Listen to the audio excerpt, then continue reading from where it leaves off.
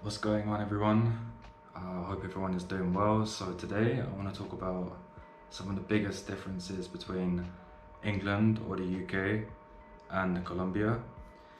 Now, I know of course both countries are in completely different continents and there are so many different factors to consider that make it obvious, but I feel like there are some core and key differences that people should really take into account and really consider whilst comparing to very different countries, that one of which I'm born from myself, and second of all is the country of which I currently reside in. Okay, so let's get into it. So the first biggest difference, of course, is the weather. Now, of course, England being in Europe is a country of 4 seasons, as everyone knows, and it might seem like an obvious difference, but it's not until you actually spend time and visit a country like Colombia that you realize just how there really is just one season. I mean, there are no different seasons, just one steady climate. Of course, depending on which part of the country you're actually in. So for example, of course in England, as we all know, they say there's 3 good months of weather, which is the summer, but it's very inconsistent, unpredictable, pretty humid as well during those months as well. So of course in Colombia, an example being, for example, Bogota or Medellin, you know, it's spring weather all year round. Medellin specifically, highs of 26, 27 degrees on average, with lows of 19, 18 degrees, 12 months, 365 days a year, 12 months around the year. It's just probably arguably some of the best climate and weather in the world, not just in Latin America, but in the entire world. So just imagine having that every day, just knowing that you don't have to, I don't have to put on sunscreen. I barely have to put on mosquito repellent. That's a minor issue, to be honest. And the fact that, you know, for several months of the year in England, I'd be putting on Vaseline 2 or 3 times a day. You know, having to put cream on my hands, wearing 5 layers. The weather's cold, it's wet, it rains a lot. It's just, you know, being in a place whereby it's either raining heavily for a short spell during the day of 1 hour or so, even less, or it's just completely sunny with bright blue skies, you know, beautiful sun, not too hot, not too humid, not overwhelming, just very comfortable, steady climate. And imagine that with, you know, an abundance of rain, grey clouds, you know, overcast weather. Huge difference, and this isn't just something to enjoy, it just does something to you. It just does something to your mental health, being in a place that has such weather, to be honest. So the weather, yeah, one of the biggest differences and one of the biggest advantages of being in a country like Colombia, where you have that all year climate like this year round. So, but that's not to say that it's not always perfect in all parts of the country, of course. I mean, if you like really hot, humid weather, then the coast, going to the Caribbean coast or Pacific coast, it's warm, it's no joke. So perhaps living in regions of this country, in cities like this, is probably not the best idea and probably not for you. It's not for me, but it could be for some people. So that's another thing to take into account. It's just the overall diversity of climates that you can take advantage of, which is a great opportunity, whereby England is just, it's the same. It's a small island, same climate, same weather. Or unless you want it to be colder, you can go up north to Scotland if you want. But yeah, that's probably the biggest differences, of course, which is obvious, but something that needs to be taken into account. And of course, one of the other big differences, which can't be forgotten, of course, is the cost of living. If you've been to England, or specifically the southeast or London, you know how expensive it really is. Let's just keep it real. I mean, it's ridiculous. I mean, anything you want to do, whether it's public transport, you know, car expenses, or just general daily expenses, they're just pretty expensive, to be honest. And it's not just necessarily about how expensive it is, it's just about the value of what you're paying for, you know? Knowing that when you go outside, you know, and you want to buy a lunch, knowing that you're barely eating anything or eating anything healthy or nutritious for £4 or £5 for a packed sandwich, some fizzy drink and some crisps or a snack. Whereas in Colombia, you know, I walk outside, I get a lunch for £1.50 and I'm not sacrificing my diet, the nutritional value of the meal, the organic food that they prepare. It's all organic, natural, healthy, and I'm not sacrificing, and I'm getting all of this for a fraction of the price. So that's obviously one of the biggest differences, just the overall cost of living, accommodation. You know, I'm renting a place right now for less than £200 a month, all bills included, one bathroom, big bed, double room, big desk, TV, one of the best neighborhoods in the whole city of where I'm staying. I have everything available to me within minutes, so it's just incomparable. I mean, in England, for example, especially in an area or city like London, you'll be lucky to find a room for, I wouldn't even know exactly, because from what they've told me, the price has gone up a lot, even in the past several months. But if you're sharing an apartment, you're easily going to be spending around £1,000 a month. That may not even include the bills too, like the utilities for the water, Wi-Fi, etc. So, and you might not even be guaranteed to get your own bathroom as well. Probably have to share this. So it's just mind blowing, and you know, you can hear about it all the time about how you watch videos or hear people telling you about it, but until you actually experience that firsthand in person, get that firsthand experience, is when how powerful it really hits you and makes you think and question just how expensive England and the UK is in general. Not just London, of course, but just England generally speaking, especially the south of England. So yeah, it's just it's insane, mind-blowing, and it really makes you reconsider and look at life in a different way when you think about these costs. So, cost of living here for sure. And of course, public transport. I mean, here I can go on Uber, I can order a Uber motor, it can take me from one end of the city to the other end for £1. So just think of that, you know, you want to get an Uber back home in the UK, you're spending at least £20 to £30 just like that, and it could be a short journey as well. So it's a no-brainer really. It's just mesmerizingly powerful and just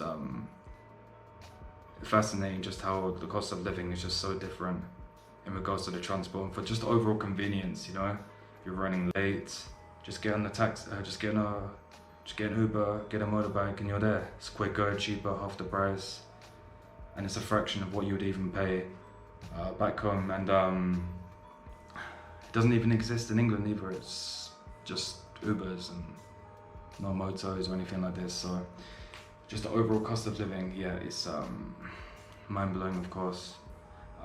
Which also goes on to the food as well. Now, a lot of people have a lot of bad things to say about Colombian food, but I couldn't disagree more with this. Of course, in England's not a country that's well known for its food, of course.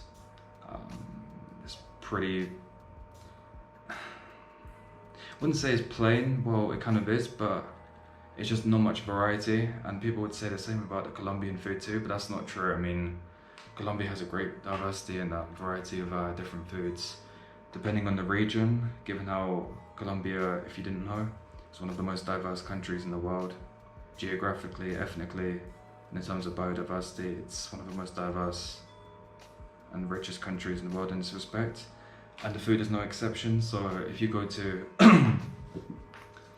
you stay in a place like Bogota, you'll see that there's a great emphasis on the soups they have which are some of the most amazing, nutritious, delicious soups that you can try.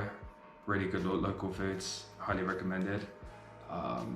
Whereas if you go to the coasts, especially Pacific coast or the Caribbean coast, there's a great emphasis on the fish, selection of fishes and amazing seafood, which is incredible. And actually the fish is something that's not very much well talked about in Colombia actually, which is very underrated actually. You have some of the best selection of fish in the world. Of course we think of England and we think of, you know, fish and chips, you know, English breakfast and so forth, but it's not, you can't compare it, to be honest. So yeah, the food, it's of course it's very multicultural and international in that regards in London. So you can find foods from all around the world, people from all around the world. So there's great access, but it's not actual core English food. So yeah, that's probably one of the biggest differences there. So the food is definitely much better. It's just so much cheaper, healthier, organic, and it's just so much variety, and it's just so good for your health. You can really sense that difference. And you know, when people talk about the food being bad, I mean, their alternative is to go to McDonald's. I mean, it just doesn't make any sense. So if your alternative to the food here is to eat fast food and go to a American chained restaurant, then feel free, but that's not necessarily the better or healthier option. So now, one of the biggest differences I'd say between England and Colombia is logistics. Okay, so where I currently am now, I don't need to walk more than 10 minutes to reach pretty much anything that I need. I step outside, I can eat a local lunch from a local restaurant for barely next to nothing. It's a 30-second walk. I have a high-end restaurant that has the menu of the day as well.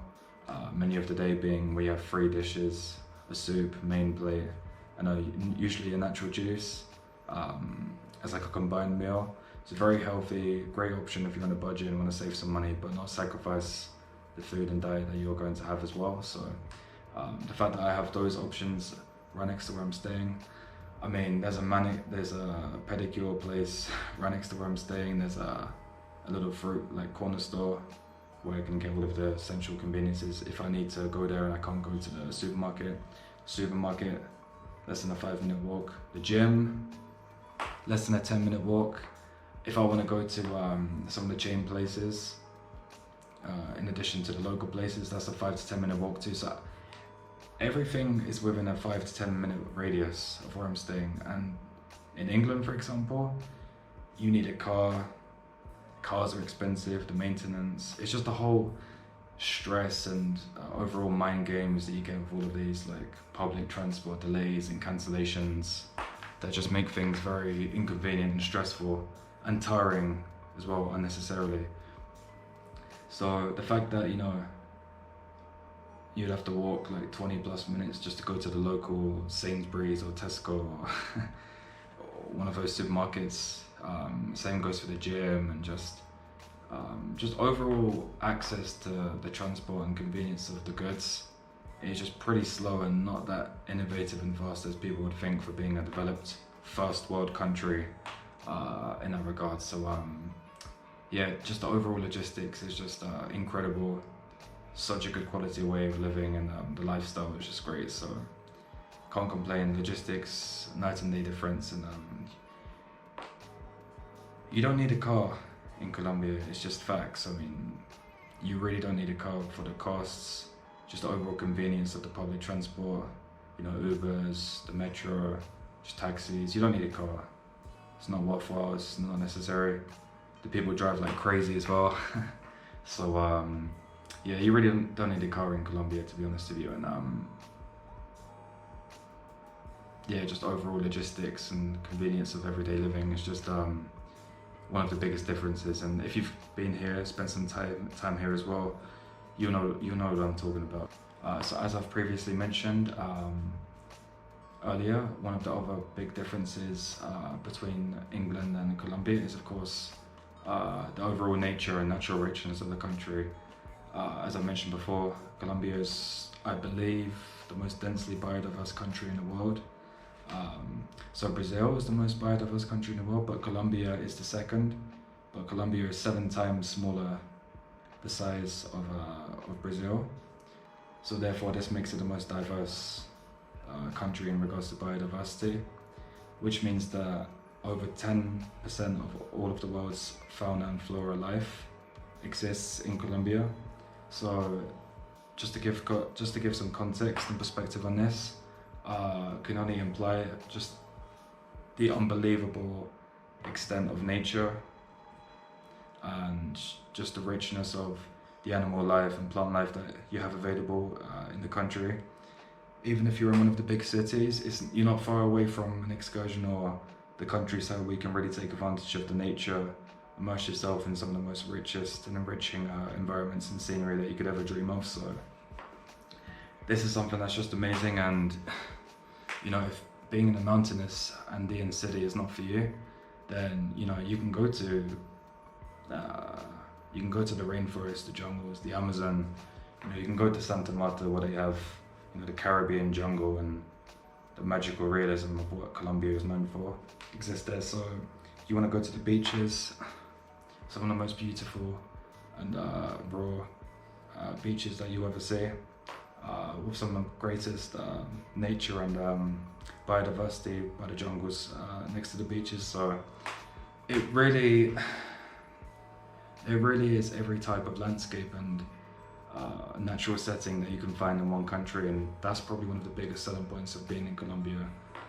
Just this overall abundance of nature and diversity in every aspect. That means that there's truly something for everyone. And of course, on the flip side, England, of course, as we all know, it's a small island. You know, it's flat. Pretty much looks the same throughout most of the country. You know, it's just fields and some hills. I mean, there are some nice places there, like they're pretty and, you know, nice to look at and so forth, but it's incomparable. I mean, you can't compare like the island of England or the UK to a place like Colombia, you know. So when it comes to like just the landscapes and natural richness, it's incomparable. So you can't compare it.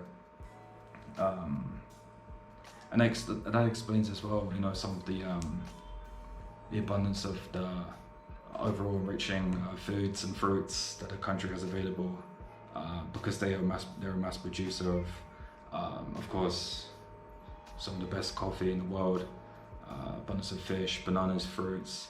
Colombia has the most exotic and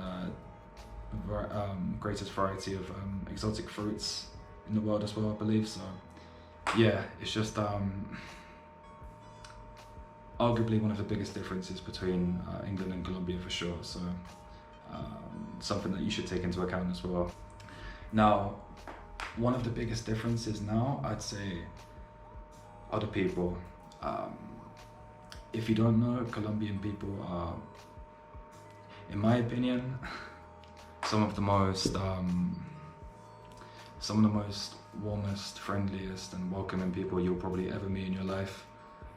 The reception and treatment that they give to foreigners going to their country is something else. I mean, from the moment you land, if you have friends like myself that are from here, the treatment and reception that they give you when you land is just truly incredible, and you couldn't ask for more as a visitor, really, to feel welcome and feel so good being in a foreign country that you're not used to, you know. So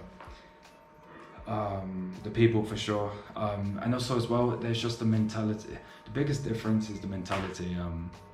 They just have this mindset of, you know, being grateful for everything, not taking anything for granted. And I think that resilience comes from, you know, the endless years of struggle and hard times that the country faced and the people. So I feel like that's almost the foundation of where this abundance of kindness and incredible hospitality comes from, that the people live on a day-to-day basis. So yeah, the people are just so kind, friendly, you know, they don't complain, they're very grateful, they don't complain about, you know, like in England, how stressed and impatient and angry people can get, you know, if people put too much sugar in their coffee, or, you know, they have to wait 5 minutes in a red light. It's just a night and day difference between how calm, collected, and just how warm and cold the people are here. It's just one of the biggest shocks to the system when you come here, and it makes you realize, you know, just how pointless and I wouldn't say stupid, but just how unnecessary people can act, you know, in England, other things that really aren't important, to be honest. So yeah, the people is the biggest thing, and just the overall vibrancy and energy that they have as well. You know, they're just full of energy. There's so much enthusiasm about just basic day-to-day things. Whereas, of course, England, as people know, is one of the most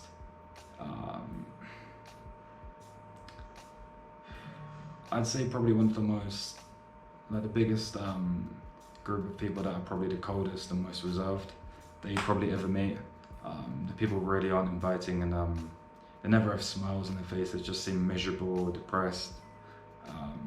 And that's something that I'm not an exception to there as well. I suffer from it as well, and that's, as I always say, it's being a product of your environment and being raised in a place whereby it makes you act in a way like that. So, you know, in Colombia, it's living proof that, you know, you can live a very basic, simple life of very little things, but have so much love and energy and have happiness and just joy for everyday life. You know, it's living proof of that being existent and possible in life. So, whereas in England, they make you feel like you can't be happy, you can't